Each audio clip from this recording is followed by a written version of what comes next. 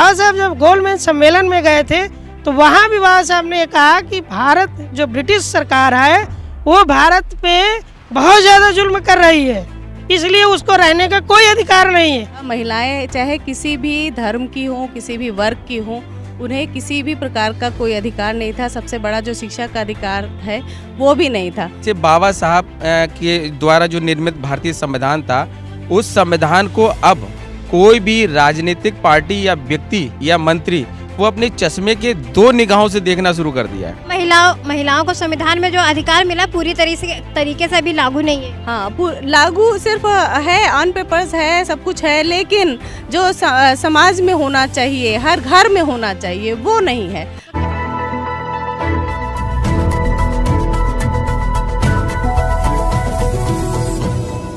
जय भीम, आपके साथ मैं शालिनी आनंद। आज गणतंत्र दिवस है, यानी कि 26 जनवरी। आज ही के दिन पूरे भारत को एक पहचान मिली थी, एक अंग्रेजी हुकूमत से आज़ादी मिली थी।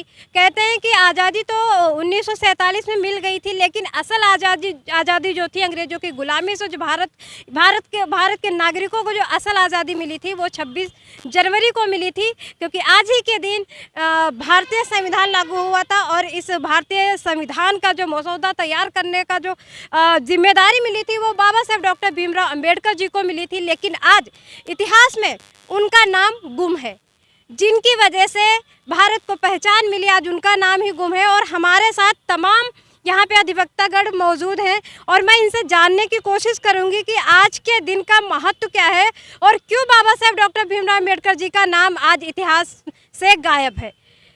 सर, स्वागत है आपका हमारे चैनल पर। सर, प्लीज़ अपना आप परिचय दें। मैं सरजू राम राव, अधिवक्ता, उच्च न्यायालय। सर, 26 जनवरी है आज, तो ये बताइए कि आज का दिन महत्व क्यों है पूरे देशवासियों के लिए? 26 जनवरी का महत्व हम सभी देशवासियों के लिए बहुत ही महत्वपूर्ण है। उसका रीज़न ये है कि आज ही के दिन हमारे देश में हमारे लोगों द्वारा निर्मित संविधान, भारतीय संविधान, कॉन्स्टिट्यूशन ऑफ इंडिया को हम लोग अपने ऊपर लागू किए। यानी आज के ही दिन से हम लोग पूर्ण रूप से स्वतंत्र हुए, गणतंत्र हुए। अपने द्वारा निर्मित यानी भारतीयों द्वारा निर्मित भारतीय संविधान को अपने ऊपर लागू किया गया और भारत से सभी हर तरीके से कानूनी प्रतिबंध हट गए जो ब्रिटिश गवर्नमेंट के थ्रू लागू थे हमारे ऊपर। उस रूप में इसका महत्व ये सबसे बड़ा है। दूसरी बात मैं इस अवसर पे ये कहना चाहूँगा कि भारतीय संविधान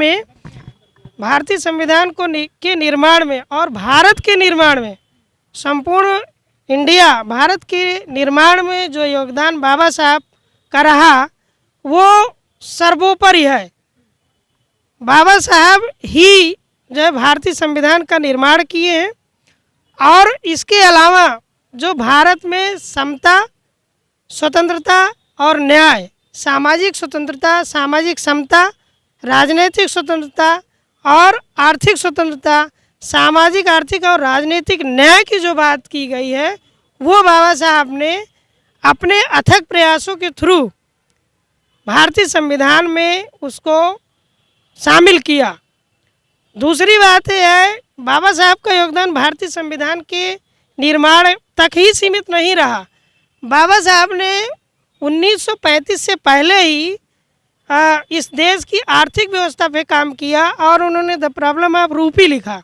एक अपना शोध उन्होंने लिखा, जिसके बाद आप सोचिए कि 1935 में भारतीय रिजर्व बैंक की स्थापना हुई, जो आज भी बराबर काम कर रही है, उस पर कोई प्रश्न चिन्ह नहीं है। तो बाबा साहब का योगदान केवल भारत के संविधान के निर्माण में ही नहीं रहा है, बाबा साहब का योगदान इस देश में भारत के संपूर्ण विकास में, चाहे वो सामाजिक क्षेत्र में हो, चाहे वो आर्थिक क्षेत्र में हो, चाहे वो वैज्ञानिक क्षेत्र में हो, चाहे वो कारखाने के क्षेत्र में यानी इंडस्ट्रियल सेक्टर में रहा हो। बाबा साहब ने, आप सोचिए कि बाबा साहब ने 1942 के समय में एक शोध अपना पत्र दिया। उसके बाद 1948 में जो है कारखाना अधिनियम बना, उसमें ये कहा गया कि वर्किंग टाइम क्या होगी और छुट्टियां आपको क्या मिलेगी। यानी जो आज मौजूदा समय चल रहा है जिसके तहत लोग सर्विसों में काम कर रहे हो, चाहे प्राइवेट सेक्टर में हो चाहे गवर्नमेंट सेक्टर में हो। यहाँ तक कि महिलाओं का जो प्रसूति के समय जो छुट्टियाँ मिलती हैं वो भी बाबा साहब ने उसको भी उस समय अधिनियम में शामिल करवाया और सारे अधिकार उनको दिलवाया लेबर एक्ट के तहत। तो बाबा साहब का योगदान ना ही राजनीतिक क्षेत्र में बल्कि हर क्षेत्र में रहा है।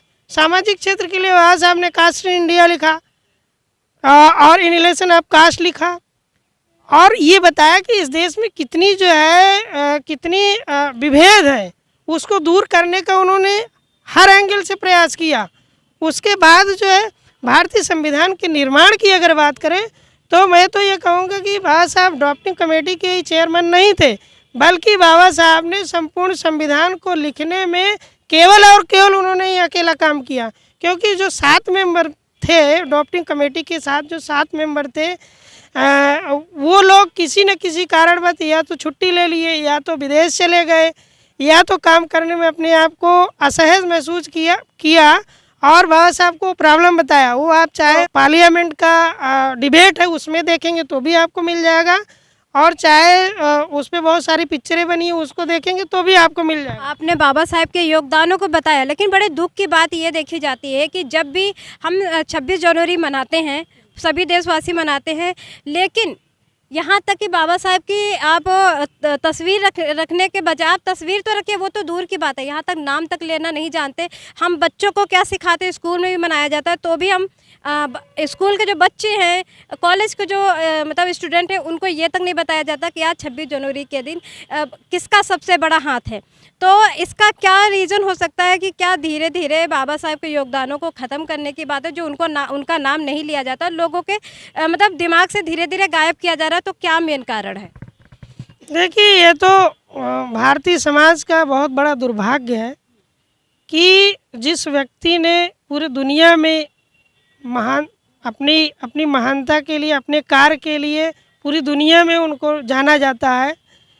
बाबा साहब जहाँ कोलंबिया में पढ़े और वहाँ पे उन्होंने एक रिसर्च किया और ये पाया कि उनके यहाँ जितने भी स्टूडेंट रहे उसमें सबसे योग्य व्यक्ति बाबा साहब थे। तो बाबा साहब के नाम पे उन्होंने स्टैचू बनाया और उसमें लिखा सिंबल ऑफ नॉलेज। लेकिन इस देश का दुर्भाग्य है कि बाबा साहब ने जिस देश के लिए सब कुछ किया, जिस देश के लिए अपना जीवन निर्वाह दे दिया, पूरा जीवन दे दिया, बाबा साहब ने इस देश के लोगों के लिए काम किया। लेकिन जो पहले की व्यवस्था थी जिसमें महिलाओं को कोई अधिकार नहीं था, बाबा साहब ने कॉन्स्टिट्यूशन में स्त्री और पुरुष को समान अधिकार दिया। लेकिन फिर भी लोग, इस देश के लोग जो है बाबा साहब को ये कहते हैं कि बाबा साहब केवल दलितों के लिए काम किया। भारतीय संविधान क्या दलितों के लिए केवल बना है? दलितों के लिए उन्होंने किया, इसलिए किया अपने भारत में जो शेड्यूल कास्ट, शेड्यूल ट्राइब है, जो बैकवर्ड क्लास है, वो सामाजिक, शैक्षणिक रूप से, आर्थिक रूप से पिछड़े थे, उनके साथ हीन भावना की बात थी, इसलिए उन्होंने बाबा साहब ने उनको ज़्यादा प्रोटेक्शन दिया। लेकिन बाबा साहब ने संपूर्ण भारत के वासियों के लिए काम किया।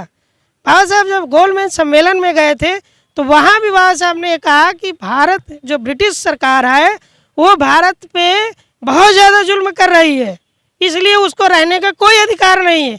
ये राउंड टेबल कॉन्फ्रेंस में बाबा साहब ने कहा था। लेकिन बाबा साहब के योगदान को कहीं ना कहीं जो है वो सीमित किए जाने का प्रयास किया जाता रहा, जबकि बाबा साहब पूरी दुनिया के लिए एक आइडियल पर्सन है और इस देश के लिए तो सारे व्यक्तियों के लिए, सभी समाज के लोगों के लिए, स्त्री पुरुष चाहे वो जिस कैटेगरी का व्यक्ति हो उसके लिए भी है।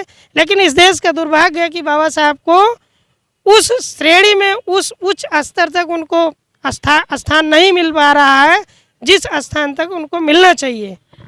इन्होंने कहा कि बाबा साहब डॉक्टर भीमराव अंबेडकर जी को सिर्फ बहुजनों का ही मसीहा बोला गया है, जबकि उन्होंने पूरे देश के लिए, सौर समाज के लिए, सौर समाज की महिलाओं के लिए पूरा योगदान दिया, पूरा काम किया। तो इस पर आप क्या कहेंगे कि आखिर कहाँ पे कमी है?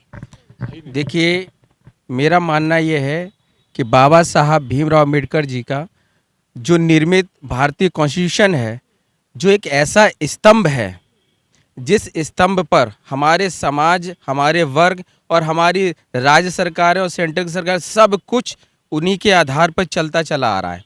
अगर वो संविधान में कहीं कुछ इस तरह से अगर डाइल्यूट करने की कोशिश की जा रही है, वो जो कर दिया जा रहा है या किया जा रहा है, जो पता नहीं चल रहा है, जिसके संदर्भ में बहुत सारे लोग आए हुए हैं, जिनको जब जब पता चलता है वो इसके आगे खड़े होते हैं, आवाज़ उठाते हैं। लेकिन जो राज्य सरकारें हैं या केंद्र सरकारें हैं, जो व्यक्ति आवाज़ उठाने की कोशिश करता है, उस व्यक्ति की आवाज़ को कहीं ना कहीं दबाने की कोशिश की जाती है, चाहे वो डर दिखा करके या अपने जो सीबीआई है या कुछ और दिखा करके। मेन कारण क्या है, क्यों दबाने की कोशिश? मेन कारण ये है, जैसे बाबा साहब के द्वारा जो निर्मित भारतीय संविधान था, उस संविधान को अब कोई भी राजनीतिक पार्टी या व्यक्ति या मंत्री वो अपने चश्मे के दो निगाहों से देखना शुरू कर दिया है। ठीक एक निगाह से कि बाबा साहब को जोड़ दिया गया है SC से, SC ST की जो उनके वो हैं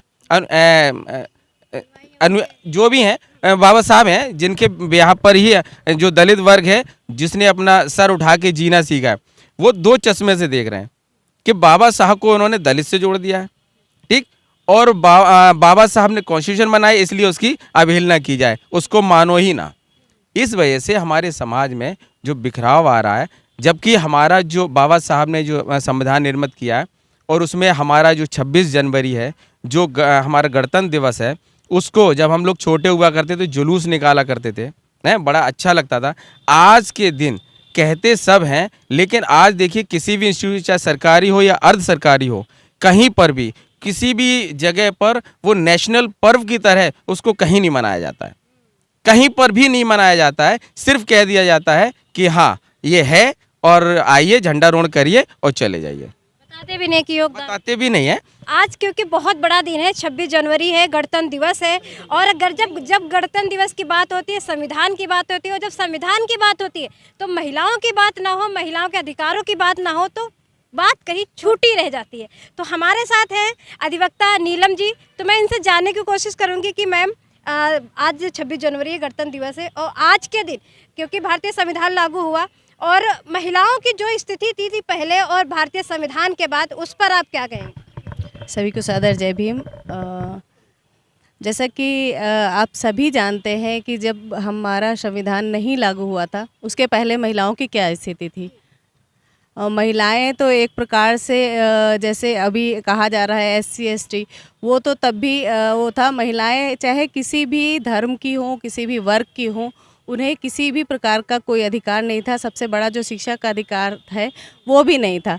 तो हम तो समझते हैं कि जानवरों की ही तरह महिलाओं की भी स्थिति थी संविधान से पहले। बाबा साहब ने हिंदू कोड बिल लाने की कोशिश की, पूरी तरह से अभी भी नहीं लागू हो पाया। अगर वो रहते तो महिलाओं की स्थिति आज कुछ और होती, और हमारे समाज की, देश की स्थिति भी कुछ और होती। लेकिन महिलाओं को किस तरह से, मतलब जितना अधिकार बाबा साहब ने संविधान में दे दिया, उसी के बल पर महिलाएं आज बहुत तरक्की कर रही हैं, हर क्षेत्र में आगे आ रही हैं।